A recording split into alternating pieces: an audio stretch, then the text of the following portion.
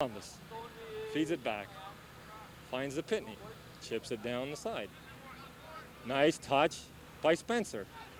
If he can't make this, no call there. Again, Shoppers with now possession, the lead, and willing to kill some time. Race down the side, a good run down the wing, and well played out of bounds by O'Brien. Throw in Shoppers, and a yellow card to O'Brien. And oh, he's going to get a red for giving his peace of mind to the referee. And I'm not sure actually how that one developed, because it's certainly away from the play. But I guess the referee must have heard something he didn't like. But O'Brien being restrained, and I will not repeat the comments he's making to the referee, but it's unfortunate. O'Brien will leave this one with probably under 5 minutes to play, will leave their side one man short. And that will probably put the icing on the cake.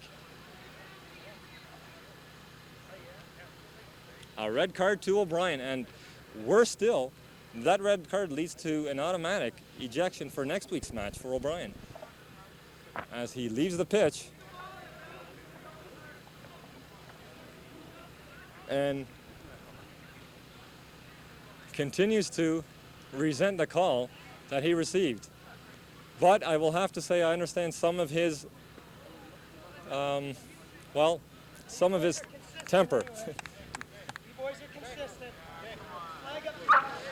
O'Brien with another poor comment there. Linesman Ed Grenda heard something he didn't like, and he wants the referee's attention immediately if he can get it. But it looks like with so little time left, the referee may just want to let this one ride. And they do. Throw in Shoppers in white. With a 1-goal lead in these final moments. Oh, collision there, corner kick. No, free kick for the tackle. Quickly taken, nice ball, put out long. Senes tries to pick it up, so does Duch. He defends well. Duch wins the ball. Good turn on the ball by Duch, can't keep it in, throw in, Shoppers. John, unfortunate for the Scarpazzo home side. That goal was certainly a heartbreaker for them. And for the goalkeeper, Steve Costa, who has played a phenomenal game. Yeah, he's had a good game.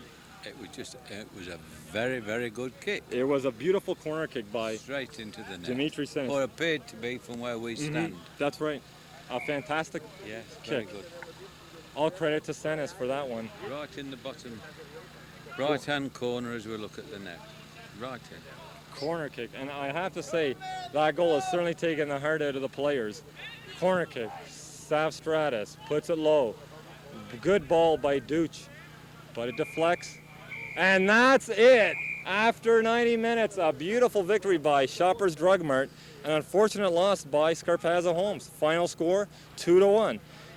We're going to break for just a moment, John. Once again, I want to thank you wholeheartedly for your assistance tonight. My pleasure. John Lofthouse joining us from you. Leicester, England. Always an honor to have you on our show. All right, thank you. Thank you, John. And once again, I want to tell all you folk at home just to wait for a moment. We're going to have the St. Lawrence Cement Players of the Game with us momentarily. We'll be right back. Thanks, John.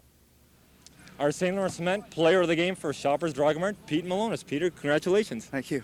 A fantastic effort by the Shoppers Drug Mart squad. Pulled out the victory in the last few minutes.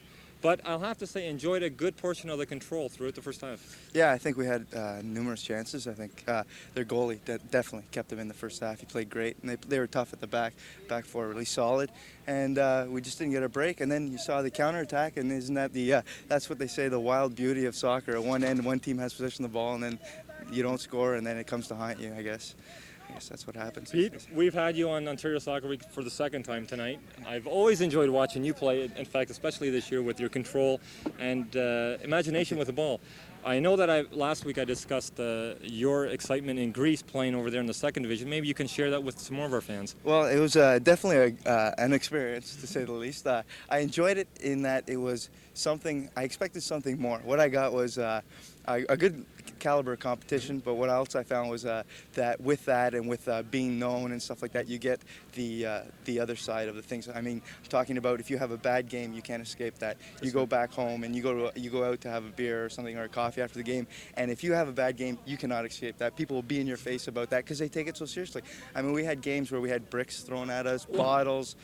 We had one game where we had 14 players sent to hospital before the game started. We had 5,000 people running onto the field and start beating on players, and they overturned our bus trying to leave the stadium. So I mean, just stuff like that happened that wasn't a great experience, but it was overall something to behold. It was good. Needless to say, the passion is still alive and well in Greece, and in fact, where you were playing. Yeah, it was quite to the one side, too much, if anything, to the extreme. I mean, they just overdid it at certain points. But I mean, it was great to see that, though. I mean, you get over there, and the love for the game, it's a religion there. It really is. I mean, people don't leave the stadium and leave it there. They take it to the cafes, to the bars, to home, and they discuss it with a wild passion. And it's great to see you can walk into a cafe and enliven 15 guys, older men's lives. They just have to have you there. They have to talk to you about it, and you can see the stars in their eyes. It's just like, wow, this is great. They're talking with someone who plays for their home club, and they get a big kick out of it, and they were really behind me. And being a Canadian, they took me in really well. I mean, they treated me like something else. It was great. Oh, I know, just a number of years back, you were playing for the Queen's side. Yeah. How would you compare the competition, A group here, Queen's University Athletics, and Greece? Well, let's see. First of all, starting with the Kingston League, I'd say I think now the level is getting a little better. It had deteriorated for a while. I think you see a lot of good younger players coming through, which is good to see. With the Queens division, I'd say it's a good league in that it's very fit, very tough, not much skill. But when you get to Greece, if you don't have skill, you're not going to. I mean, that's the main emphasis is on skill. I mean, there's a short passing game, the short balls. There's not a lot of the long balls. Very controlled structure. You give the other team up to half to control the ball, and then you mark them. Stuff like that. And it was quite a different level. I mean, it was like you have to quicken your steps, 2 or 3 steps, just to get to that level. And then each level you go, you got to do the same thing. Just quicken your steps. And that's just with practice. My first few days there, I was lost. I thought I'm not going to be able to compete here. By the end of my term there, though, I was ready to go to the next level. So, I mean, it was great.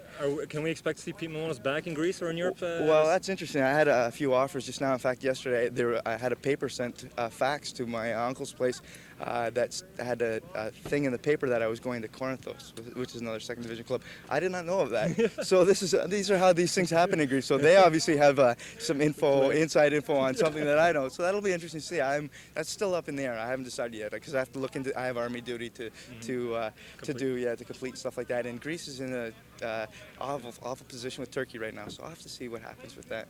Once again, I want to thank you, Peter Milonas, for a fantastic effort. A victory for the Shoppers side. Thank you very much, Pete. Good luck with the show. Thank you very much. Once again, Peter Milonas, the Ontario Soccer Elite St. Lawrence Cement Player of the Game.